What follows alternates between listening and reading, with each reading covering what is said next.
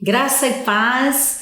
Hoje estamos aqui com a nossa EBGET, Escola Bíblica Getsemane. Eu quero convidar você a compartilhar essa nossa videoaula de hoje. Hoje nós vamos aprendendo sobre como praticar a comunhão cristã. Pegue sua Bíblia, seu caderno, sua caneta, faça suas anotações e venha junto comigo agora meditar na Palavra de Deus, estudar a Palavra de Deus, para que venha a revelação dos céus na minha vida e na sua vida e compartilhe para tantas quantas pessoas você entende que esse conteúdo é importante. Aqui quem vos fala é a mestra Kelly Freitas e eu quero te convidar para nós fazermos a leitura do nosso texto base de hoje, que se encontra no livro de 1 João, capítulo 4 e versículo 7, e diz assim, acompanha aí comigo. Amados, amemo-nos uns aos outros, porque o amor procede de Deus, e todo aquele que ama é nascido de Deus e conhece a Deus. Uau, que tremendo! O Senhor está nos ensinando a amar o outro, dizendo que aquele que conhece o verdadeiro amor, ele procede de Deus, ele conhece a Deus, ele tem intimidade com o Senhor. A palavra comunhão, ela tem várias significados, mas hoje eu vou trabalhar em cima de somente um. A comunhão aqui para nós em Cristo Jesus, ela quer dizer assim, ela é a união de propósitos e interesse em torno de algo em comum. Eu e você, nós temos algo em comum. Qual é a nossa causa em comum que nos une como igreja do Senhor, como comunidade do Senhor? O que nós vamos compartilhar juntos, unidos, um determinado objetivo? Qual é o nosso objetivo? O Evangelho, as boas novas do Senhor, anunciar para outras pessoas. É viver com o outro gratuitamente, na ajuda mútua, no compartilhar do verdadeiro amor, do compartilhar a palavra. A grande preocupação de Jesus foi a comunhão dos santos, que é eu e você. Na oração sacerdotal, ele pediu ao Pai. Como foi que ele pediu, mestre? Ele disse assim, em João 17:21, a fim de que todos sejam um, como és tu, ó Pai, em mim e eu em ti, também sejam todos eles em nós. Ora, Jesus está nos dando uma lição aqui nesse capítulo, nesse versículo bíblico.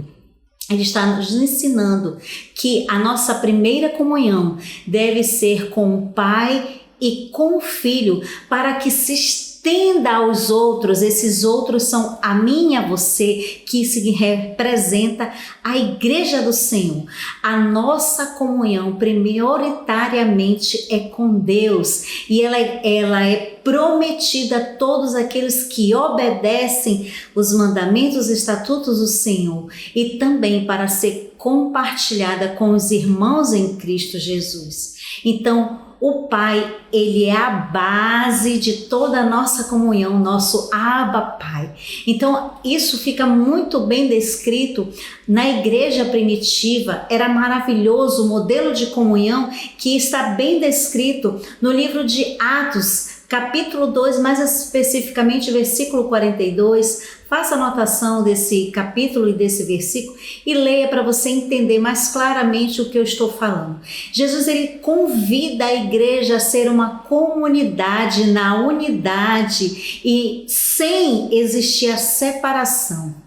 Ora, essa comunidade que ele convocou é para demonstrar ao mundo o que significa ter o amor de Deus na nossa vida. Então, esse espírito de comunhão, de comunidade, comunhão na igreja primitiva, ela chegou até nós, esse significado de amor, do compartilhar das boas novas.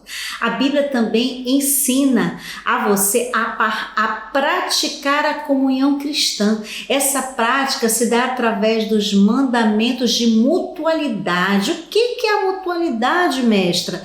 É a troca recíproca, caracterizada pela expressão uns aos outros, né? Mais à frente nós vamos ver isso.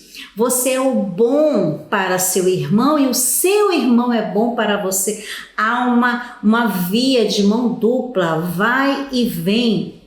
São mandamentos recíprocos de amor, ajuda, serviço e edificação. Amor é o cuidado, o zelo pelo outro, a ajuda aquele que necessita em todas as áreas. Não é só em questões financeiras ou alimento, muitas das vezes é ouvir o outro, é o servir o outro, se colocar na posição de servo para servir o amado irmão, é para edificar o corpo, a igreja do Senhor. Ok? Então eu esclareci basicamente o que quer dizer a comunhão para o meio cristão, que é o nosso meio, nosso métier, né, digamos assim. Então o primeiro ponto da nossa aula é esse: amai-vos uns aos outros.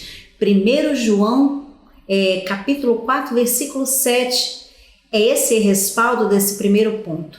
Então o amor resolve todos os problemas.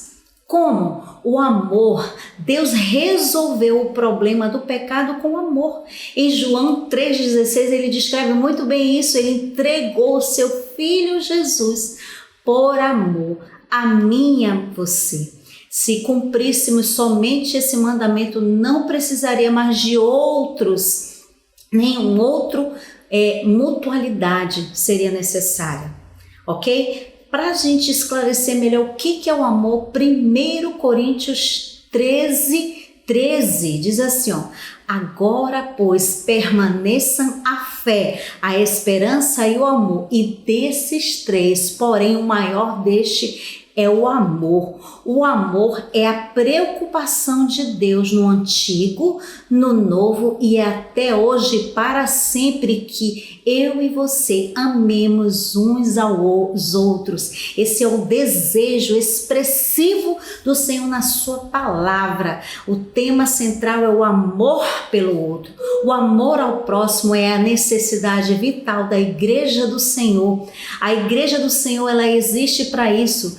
É por isso que ela vive, é por isso que ela existe, para amar o outro. É a força unificadora, é a carteira da identidade do crente em Cristo Jesus, é a marca, é o lastro que Jesus deixou como testemunho para mim e para você, o amar ao outro.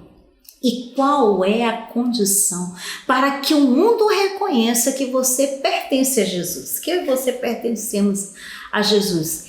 Que nós amemos uns aos outros. É isso que o Senhor está nos chamando a atenção no dia de hoje. Por isso tem acontecido tantas perversidades do mundo afora. Quando nós abrimos os jornais, assistimos os jornais, as mídias, nós conseguimos enxergar perfeitamente que o amor está esfriando, é bíblico. Mas eu e você, como igreja do Senhor, nós vamos nos esforçar e amar uns aos outros, assim como o Senhor está nos ensinando hoje. O ponto 2 é: sujeitai-vos uns aos outros no temor de Cristo, Efésios 5:21. O ensino aqui é da humanidade, que está sendo o melhor exemplo de Jesus lavando aos pés dos discípulos. Esse é o melhor exemplo que nós podemos clarificar agora do espírito de humildade. Jesus nos ensina em João capítulo 13, de versículo de 4 a 17, o que Jesus fez foi um ato para mostrar a mim e a você que não é humilhante servir ao outro. Então, essa ação de lavar os pés do outro era um costume dessa época, sim, era um serviço humilhante, era escravos que faziam, mas Jesus se colocou nessa posição, querendo ensinar a mim e a você a lavar os pés do irmão, é deixar um exemplo de humildade, de serviço ao próximo, ao outro, ao nosso irmão. Sujeitar-se e não se sentir o mais importante, mas tratar o outro como superior a si mesmo. Difícil? Não. Jesus ensina aqui, pense bem, olha, se na igreja todos obedecessem esse mandamento, o mandamento de amar uns aos outros, ninguém procurasse se sobrepor sobre ninguém, sabe o que ia acontecer? Todos iriam se sujeitar um ao outro, somente cumprindo esse mandamento, o amar uns aos outros. Fácil? Não.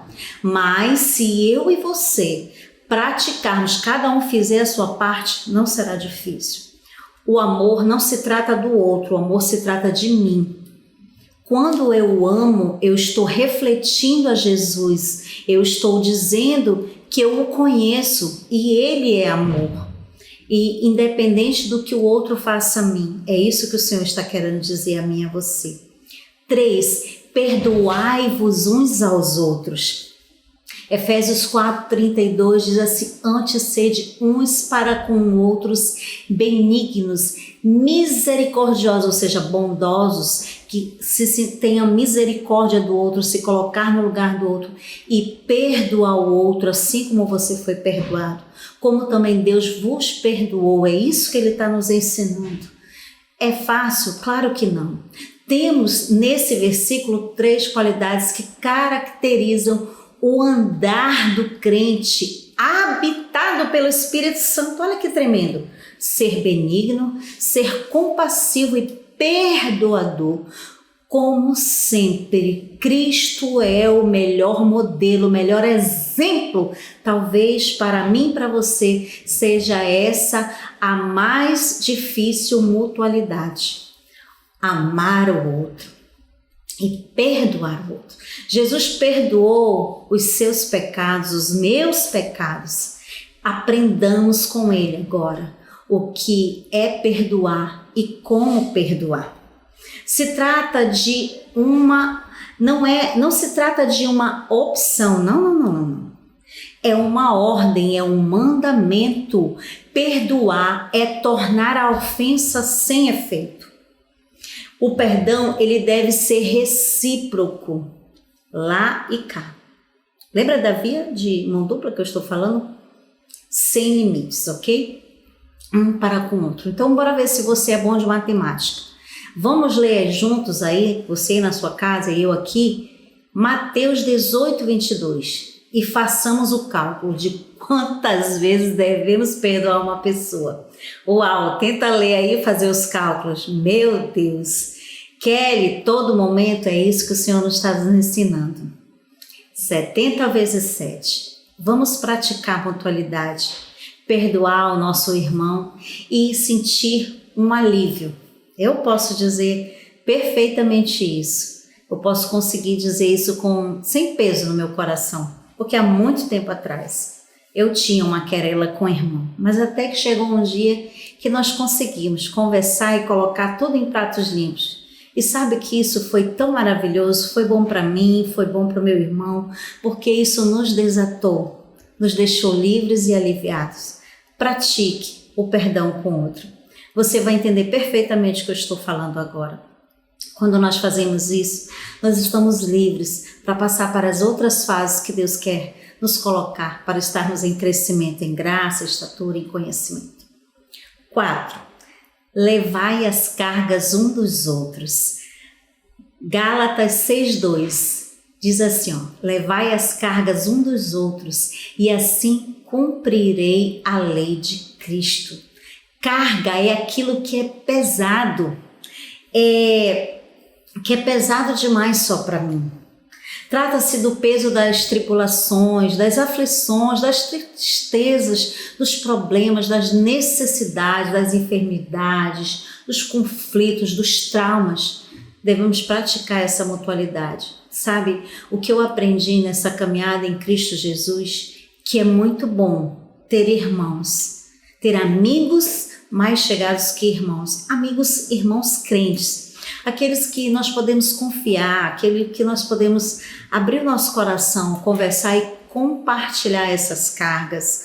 Só o fato de você sentar, tomar um café e falar para o seu irmão, eu estou falando de pessoas de confiança, meu irmão, você que caminha na casa do Senhor, faça amigos mais chegados que irmãos, esse para que você tenha a oportunidade de falar um pouco da sua vida e ele te ouvir sem te julgar, mas orar junto com você para ajudar a você a ser liberto, transformado, restaurado. Ajudar, é isso que é ajudar a levar as cargas dos outros. Eu aprendi aqui em Getsemane e eu tenho amigas aqui, parceiras de oração, que eu posso ligar e dizer, amiga, tem um tempo para tomar um café comigo? Preciso tanto falar com você. E a gente senta, fala sobre a vida, ora uma pela outra.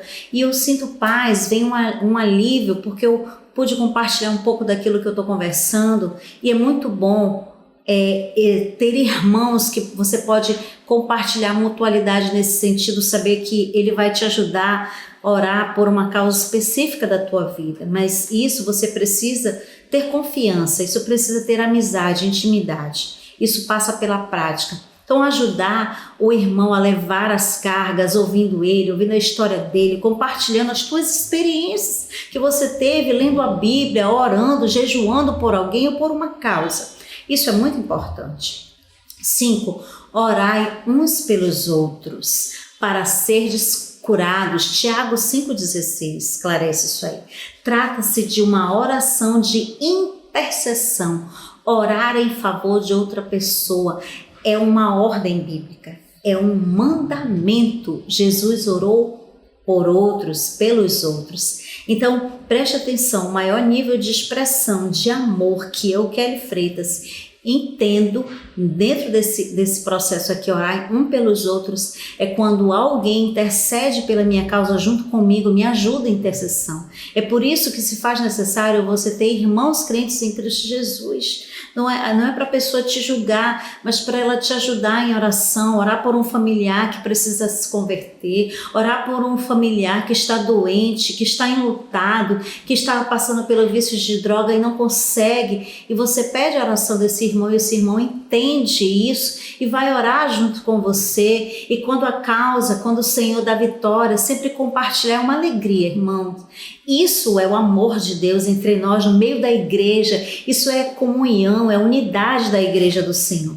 Orar por aqueles que precisam ser salvos. Talvez você tenha a sua lista, né, de pessoas, de parentes, de amigos, de vizinhos, de colega de trabalho, que você ora, né? E eu sempre faço isso também. Olha, me ajuda a orar por fulana que eu quero levar para o encontro. Eu estou orando por fulano que precisa ser liberto disso. E sempre nós compartilhamos. Eu estou falando das minhas amigas de orações. Então tenha também alguém, um irmão confiável para você praticar a mutualidade, a troca recíproca, de ajudar o outro dessa forma. Isso é uma forma de ajudar.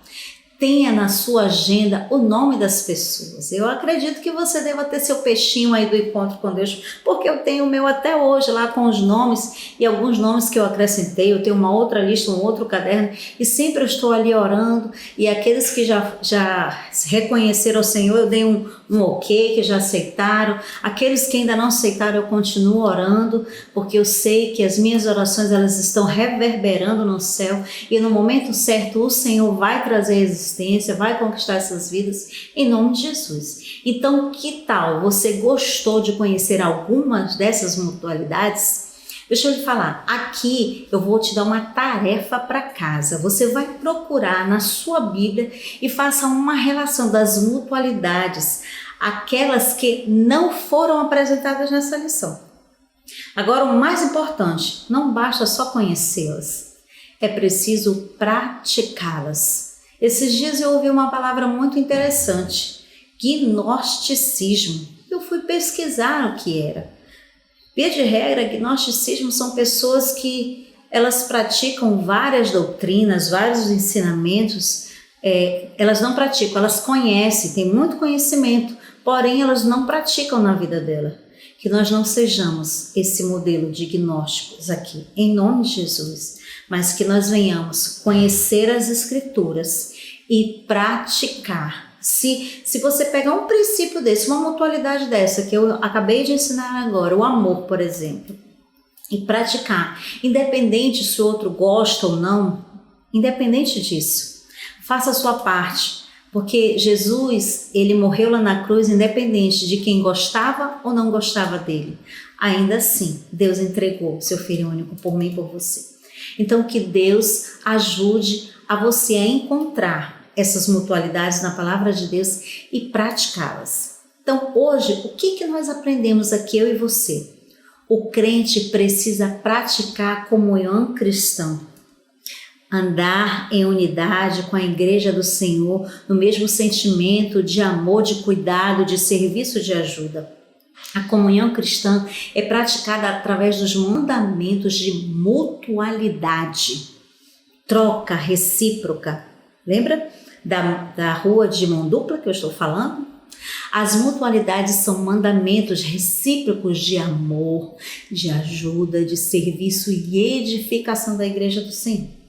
E os mandamentos de mutualidade são muitos e são os reconhecidos pela expressão uns com os outros. Então, aonde você encontrar na palavra de Deus as expressões uns aos outros, você já entendeu que ali está se falando de um mandamento, uma ordenança de mutualidade, ou seja, um mandamento, uma ordenança de troca recíproca, lá e cá. Amém? Então, que Deus abençoe você ricamente.